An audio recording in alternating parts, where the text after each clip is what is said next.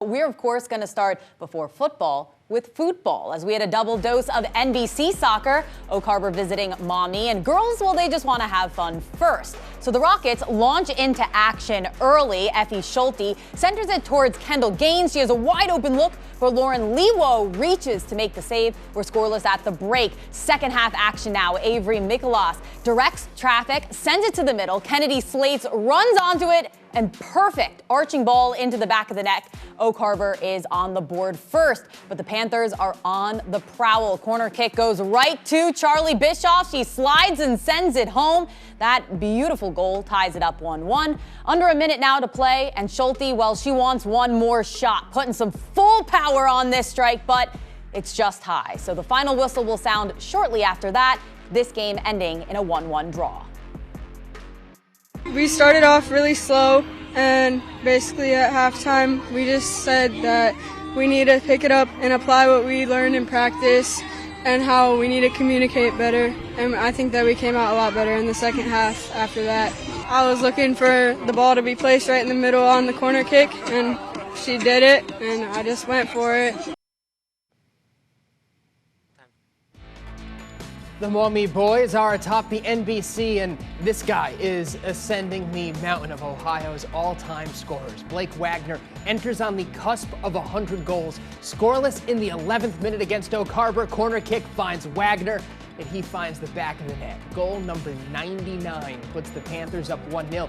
End of the half, he's got another opportunity in the box. First chance denied, second chance, century. In rarefied air, only 34 players from Ohio have reached 115 goals, and he is on the way there. Maumee wins 4-0, 2 goals, an assist, and a little history for the senior. I mean, it's definitely a really big thing to me, but I can't lie, all of that comes from my teammates. Like, there's no chance I get anywhere near this without the service I get. All 4 years, I've had people that wanted to get me the ball, wanted to get me goals, and it's just such a great environment to be in. Yeah, our defense has been great.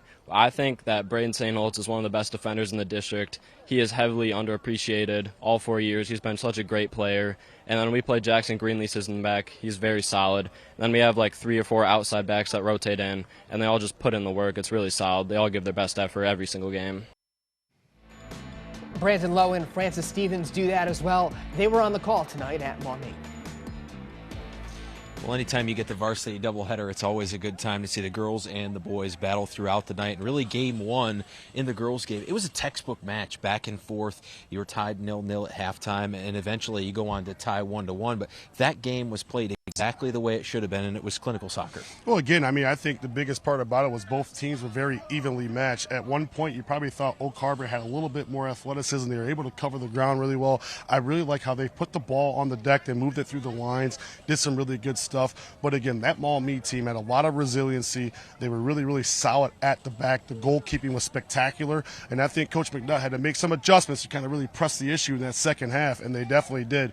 And I would definitely say this. We just saw probably one of the best goals probably all year on BCSN, just selling yourself out to get whatever you can to get on the end of it to get a result. And that was a phenomenal way to get it done. Charlie Bischoff, of course, was the one on that set-piece goal for the Maumee girls. A leader on the team, and a team that had to scrap back to get that tie tonight. But that set the stage for what was to come. Blake Wagener on a 100-goal watch coming into tonight for 100 career goals, and he got there in the first half. He got 99 pretty early on in the first half, and then it took him a while, but he got 100 as well. He definitely did. And again, that kid's probably one of the more prolific goal scorers we've seen in this area probably since guys like Zach Mocha, who was out of Anthony Wayne, who had a great 4-year career at Duquesne.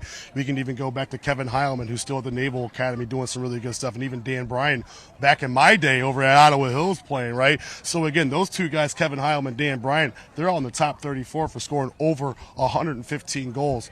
He has 15 more goals to go, and I think he can definitely do it. He'll become the 34th player in the history of Ohio to get that accomplished. And in an undefeated season right now at 8-0 for Maumee, it's certainly going to be something that we're going to have to pay attention to moving forward, because it's in his grasp, and he knows that he can go get it. Oh, absolutely. I think this Maumee team is really for real. We don't talk about them enough on BCSN. I think this is going to be a talking point because they're undefeated. They have one of the best goal scorers in all of the state of Ohio on their team, and they have 2 other guys who can really make a lot of things happen. Coach Kane has done a phenomenal job of his time here. I'm really excited. But again, we have to give a lot of kudos to that Oak Harbor team because they played really well. And again, Colin Bueller, If we not heard this name, we saw what he was able to showcase tonight. Some spectacular saves. I'm sure his phone's going to be busy and his email is going to be busy. And guys text him because, again, he did a phenomenal job just to keep them in this game, because this game could have really got ugly really early.